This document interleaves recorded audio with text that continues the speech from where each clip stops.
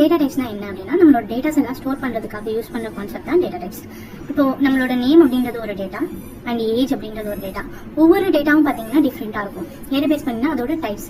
இப்போ வந்து நேம்ன்றது வேர்ட்ஸா இருக்கும், ஏஜ் அப்படின்றது ஃபோன் நம்பர் அப்படின்றது நம்பரா இருக்கும். கரெக்டா?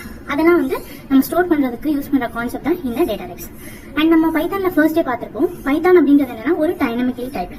டைனமிக்கலி டைப்டு அப்படின்னா என்னன்னா நீங்க என்ன டேட்டா டைப் யூஸ் பண்ண போறீங்க அப்படின்றத நீங்க மென்ஷன் பண்ணணும்னு அவசியம் இல்லை. Just variable name equal to அதோட வேல்யூ டேட்டா வந்து நீங்க கொடுத்தீங்கனாலே உங்களோட டேட்டாவுக்கு ஏற்ற மாதிரி என்ன பண்ணிக்கோ அப்படின்னா லைக் என்ன டேட்டா டைப்ஸ் அப்படின்றத ஆட்டோமேட்டிக்கா அதை எடுத்துக்கும். சரிங்களா?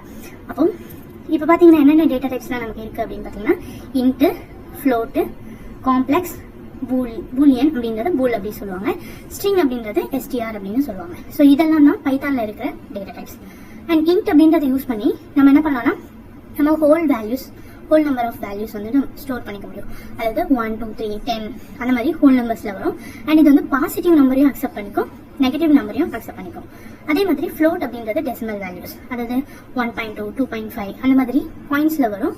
இதுவும் வந்து பாசிட்டிவ் அண்ட் நெகட்டிவ் வந்து அக்செப்ட் பண்ணிக்கும். காம்ப்ளெக்ஸ் அப்படின்றது என்னன்னா இது வந்து real part and imaginary part. நீங்க வந்து காலேஜ் டைம் ஸ்கூல் டைம்லலாம் இந்த மேத்தமெட்டிக்கல்ஸ்ல வந்து பார்த்துருப்பீங்க மேக்ஸ்ல real part and imaginary part அப்படின்னு இருக்கும். ஸோ அந்த ரியல் பார்ட் இமேஜினரி பார்ட் வந்து நம்ம இந்த காம்ப்ளெக்ஸ் அப்படின்றது யூஸ் பண்ணி நம்ம என்ன பண்ணிக்கலாம்னா மீன்ஸா டிக்ளேர் பண்ணிக்க முடியும்.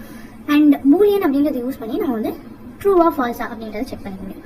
ஸ்ட்ரிங்ன்றதை யூஸ் பண்ணி நம்ம என்ன பண்ணலாம், டபுள் கோட்ஸ்குள்ள, சிங்கிள் கோட்ஸ்குள்ள, ட்ரிபிள் கோட்ஸ்குள்ள, ட்ரிபிள் டபுள் கோட்ஸ்குள்ள நம்ம என்ன பண்ணிக்கலாம், ஸ்டோர் பண்ணிக்க முடியும்.